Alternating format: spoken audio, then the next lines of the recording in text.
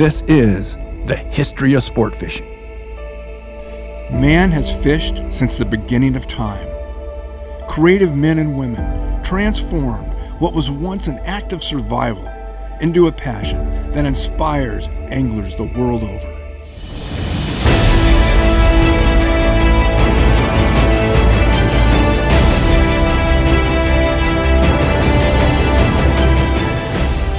Through determination and ingenuity, pioneering individuals drove the sport forward, creating new tackle, techniques, and equipment.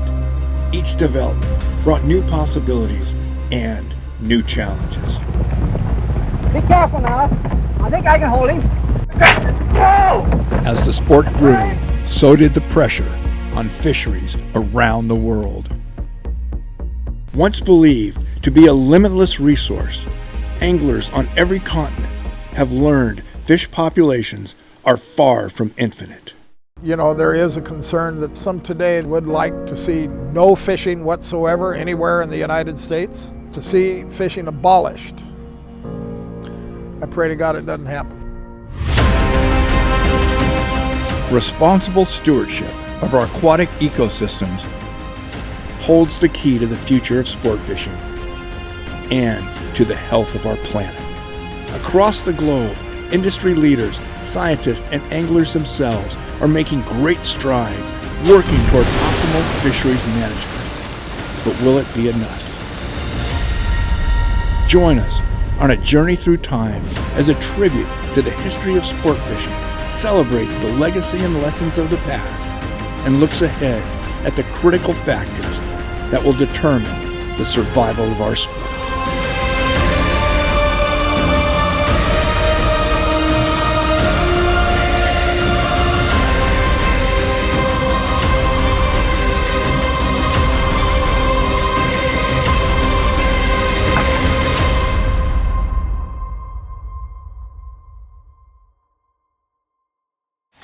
With the completion of the Transcontinental Railroad, the American landscape is rapidly changing as thousands of people migrated west. 3,000 miles from Florida, on the other side of the continent, in the waters surrounding a little-known island off the coast of Southern California called Catalina, Dr. Charles Frederick Holder, Colonel Clinton P. Morehouse, and Mr. Greer Campbell were cautiously venturing forth from the beaches of Avalon in small wooden skiffs with hickory poles, linen line, and primitive reels, trying to catch the mighty leaping tuna or bluefin that were abundant in the crystal clear dark blue waters. Dr. Holder was a prolific writer, renowned zoologist, outdoorsman, and a collector for both the Museums of Natural History and the Smithsonian. He became enamored with Catalina ever since first laying eyes on the island. In 1889, Dr. Holder wrote he was astonished by the abundance of marine life thriving in this pristine body of water, later calling it an angler's paradise, and describing how the leaping tuna would turn the water white as far as the eye could see, from Long Point to the East End, foaming on massive schools of bait. Despite the abundance of life, they were having little success landing fish. Morehouse, Holder, and Campbell had been unsuccessfully trolling for large tuna in the waters off Catalina for years. However, in the summer of 1896, while using a Vomhoff reel, Colonel Morehouse became the first man in history to ever land a tuna weighing over 100 pounds using a rod and reel.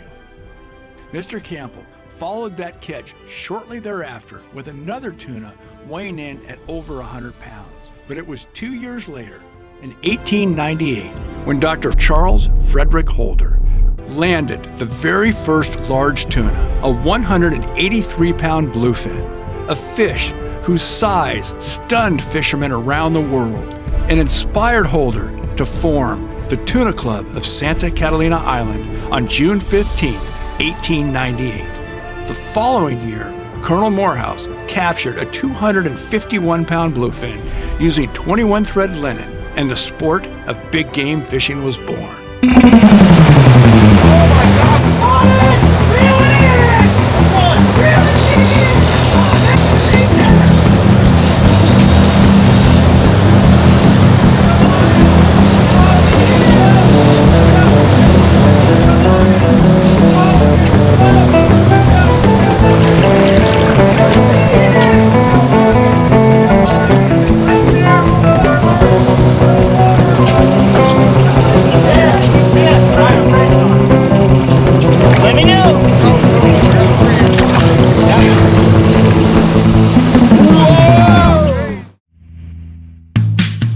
1903, Edward Llewellyn, while fishing with boatman Harry Wiley, captured the first marlin ever caught on a rod and reel. Then, a decade later, in 1913, William C. Beauchene, while fishing with boatman George Farnsworth, using a prototype star drag reel that Beauchene had designed and a Farnsworth silk kite, hooked and eventually landed the first broadbill swordfish ever taken on a rod and reel. And the sport of big game fishing was indelibly etched into the history books. Avalon is where it all began. It was a destination. Not much to begin with. We had some shacks, pretty rough. I wonder what it would have really been like there in the very beginning when you had very little improvements. You're probably staying in camps more than you are an actual hotel or anything like that. There's a lot happening in Avalon. Not only are you looking at, the first tuna, but then the first marlin, then the first swordfish. And of course, the swordfish is probably the most spiritual of all. I'm sure getting that on a rod and reel was a very special moment. Beauchene's, I believe, was the first one, and the gear, obviously, they had a star drag. They were starting to experiment and get to some drag systems. And of course, those are all surface fish, not like what we're doing now. It wasn't cheap to get to Catalina. It wasn't cheap to get this gear. You look at the first large game fishing reels, a Kowalski that somebody like Zane Grey would have used to catch his first record fish. That reel back in the 30s was a $600 reel. So the average person, and people bought one rod, one reel. You didn't have 10 rods, you had one, and that's why they were made a little better. That one reel had to last you your lifetime, and it did for a lot of anglers. Growing up on Catalina Island, my first fishing memories go back farther than I can even remember. My earliest memories in my life all revolve around fishing.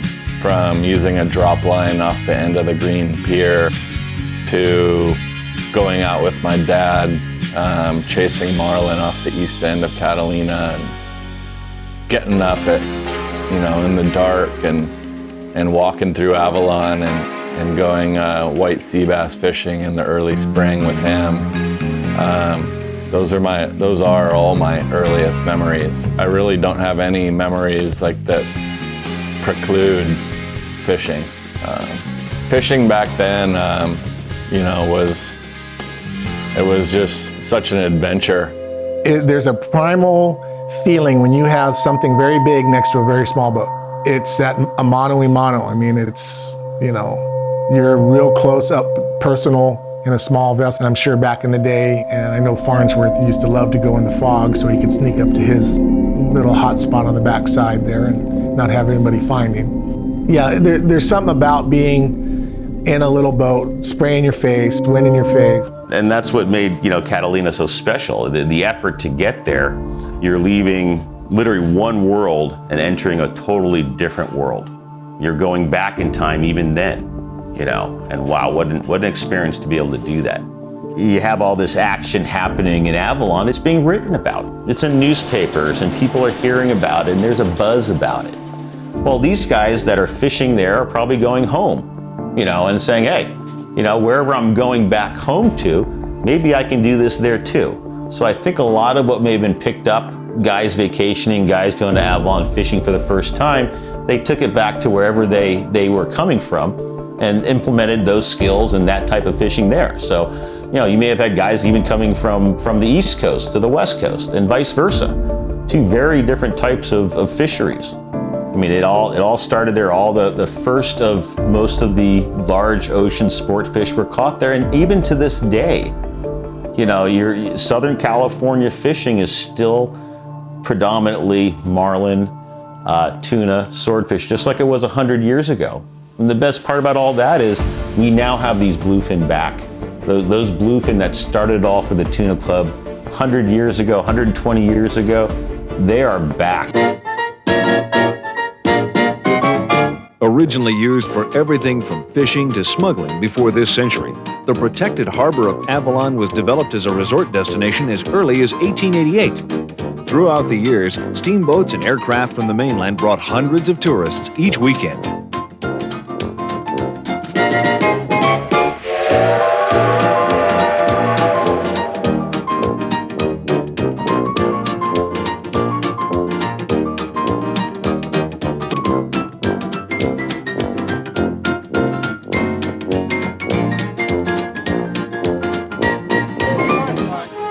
one pennant is run up and it flutters proudly from the outrigger. You're looking at a lot of communication with a flag. What better way to tell somebody, hey, we did really well, we got a marlin, we got a swordfish? Well, it's tough without a radio, but you put your flags up on your way and everybody knows what you did.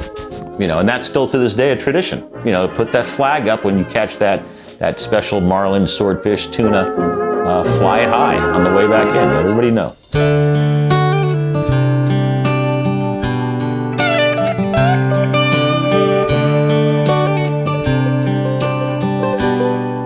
These guys that started it, they weren't fishing with spectra. They didn't have fiberglass rods. These guys were fishing with wooden sticks, cotton line, linen line, and really tough gear. I still think to this day, the gear is more important than the angler's skill. In all honesty, if you have good linen, you've got the right rod, you got the right connections and everything else, the angling may be the easy part. If Holder was able to catch a 251 pound or Morehouse 251 pounds on old gear on an old bamboo rod, well, why couldn't we do that? So to bring back that history and to fish like they did and continue to promote it, that's what got me into the club. That's what made me excited about it. Carl had Zane Gray's Hardy, 7.5, the big Hardy reel that, of course, Zane Gray had fished with. He sets up the Zane Gray Hardy reel with 39 thread. Okay, so that's about as heavy as you can get with linen. He's got a wooden rod, so he's fishing true back 100 years ago and going after a grander potentially. And the right one came along and he got hooked up on it. Amazingly, and they had problems with it getting near the herring nets and all this stuff. Everything held and they got the fish. And of course he's got that incredible picture, probably about a 600 plus pound tuna. And it's right by the side of the boat. Carl's got his hand on it, big smile. He's got the rod right there, snap picture, and then they release that fish.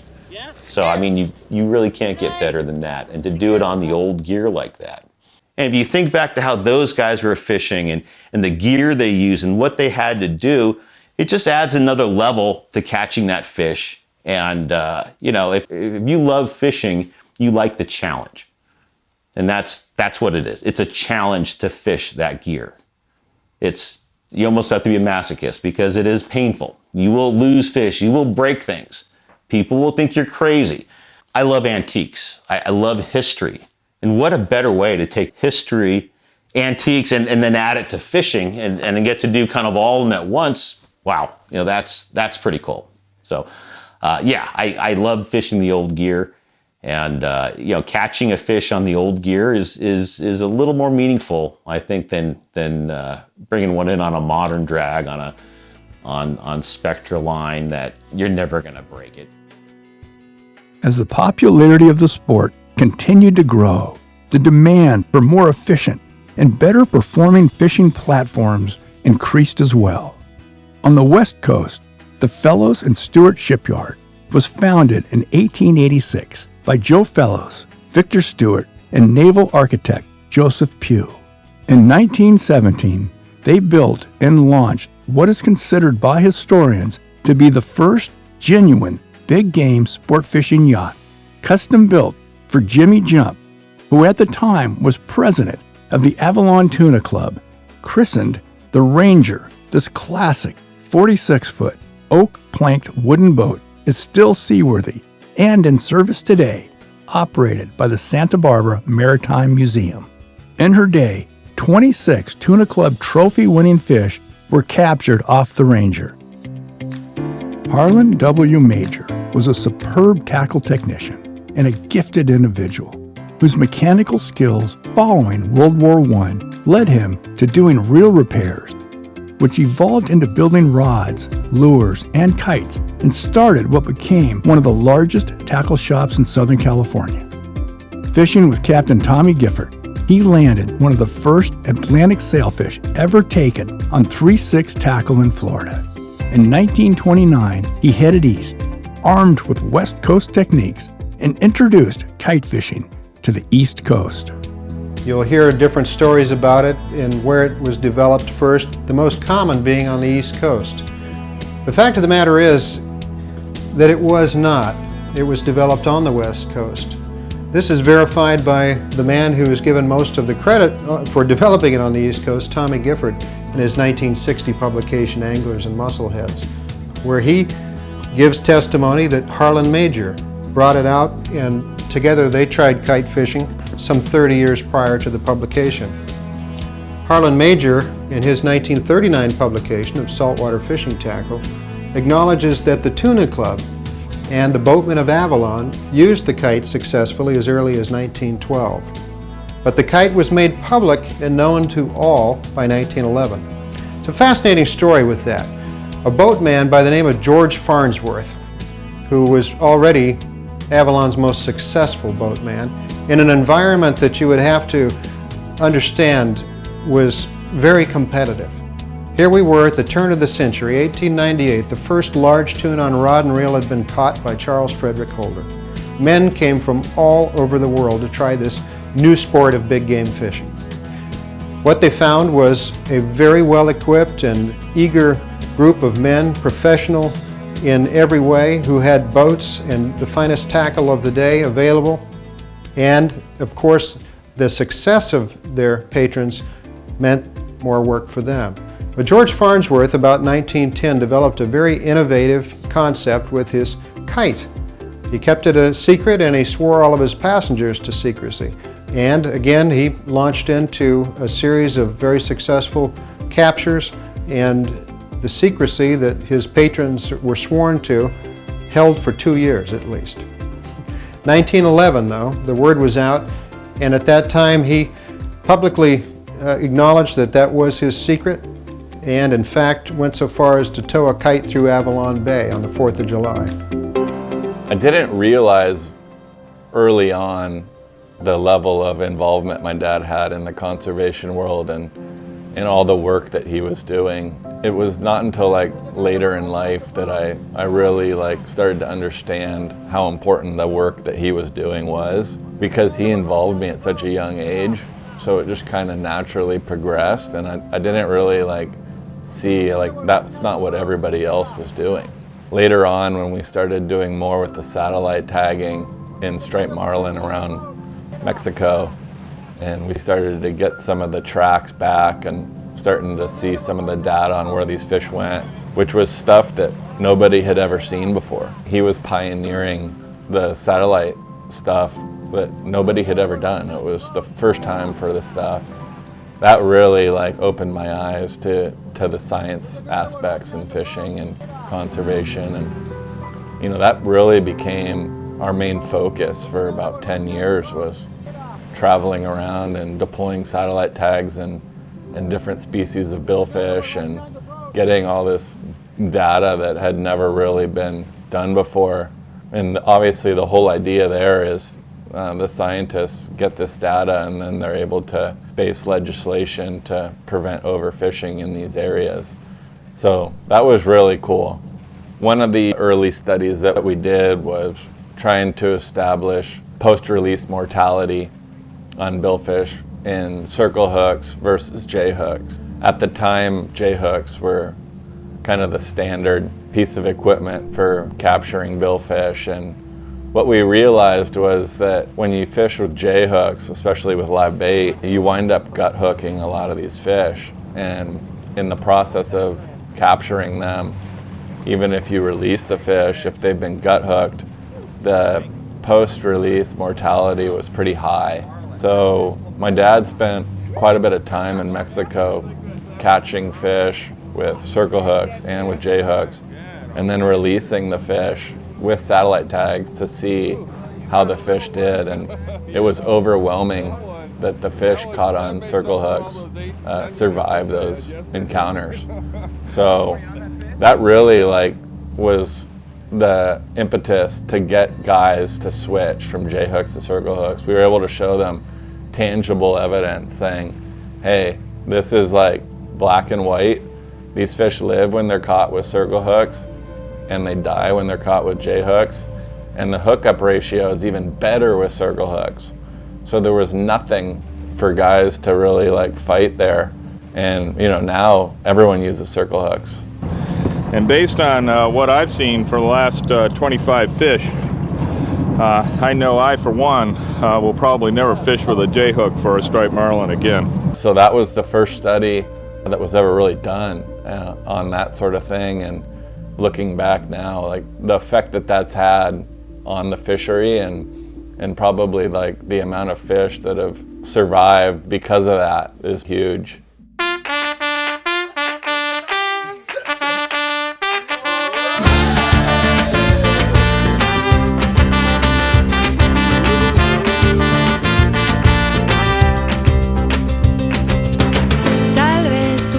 Que me tienes dominada, me quieres a tus pies.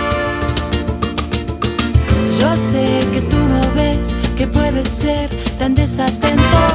Come on, escúchame. ¿Qué van a hacer que no digas tanto? Tengo yo que besar tus labios. ¿Qué van a hacer que no digas tanto? Tengo yo. ¿Qué van a hacer que no digas tanto? Tengo yo que besar tus labios. ¿Qué van a hacer que no digas tanto? Tengo yo.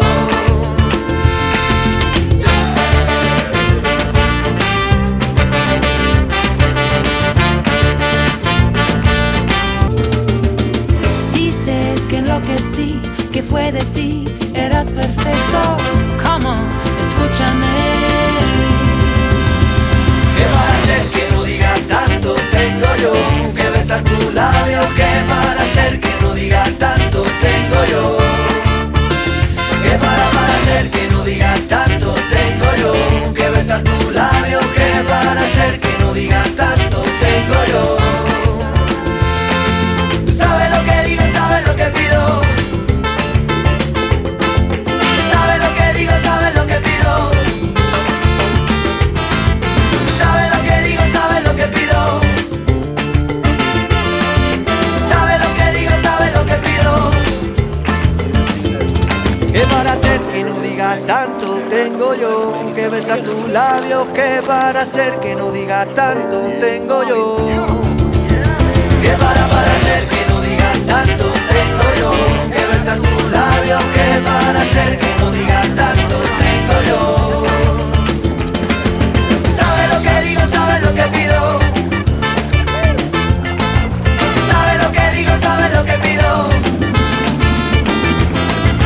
Sabes lo que digo, sabes lo que pido.